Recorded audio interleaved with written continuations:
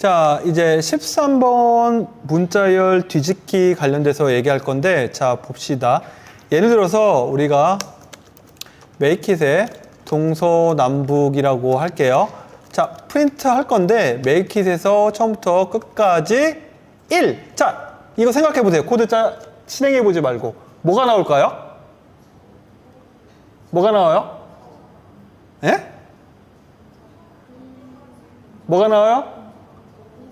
동서남북 나오겠죠. 왜냐하면 처음부터 끝까지 한 칸씩 점프하는 거니까. 자, 그건 뭐라고요?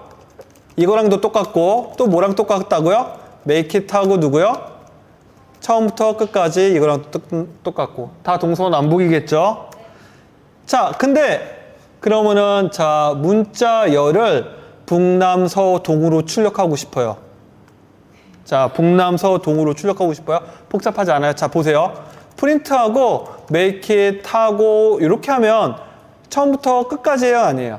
이렇게 하면 처음부터 끝까지죠. 자, 이제 콜론하고 여기까지 하면 처음부터 끝까지 맞죠?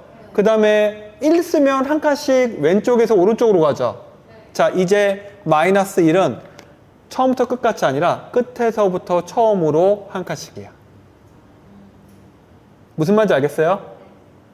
무슨 말인지 알겠죠? 마이너스가 방향을 바꾼 거예요, 지금. 왼쪽에서 오른쪽으로 갔던 거에 아까 같이 마이너스가 안 들어갔을 때는 왼쪽에서 오른쪽이지만 마이너스가 들어가면 이제 문자열 끝에서부터 한 칸씩 이동이란 뜻이에요. 이거 결과 뭐 나올까요?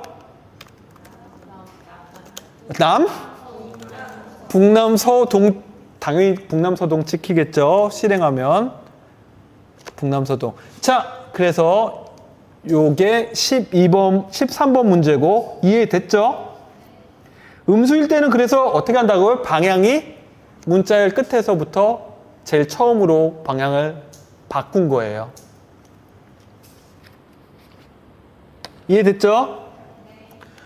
오케이. 실행 한번 해보세요.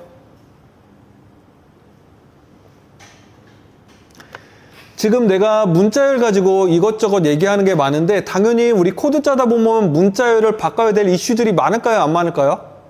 많겠죠. 그러니까 이런 것들은 필수적인 사항이에요.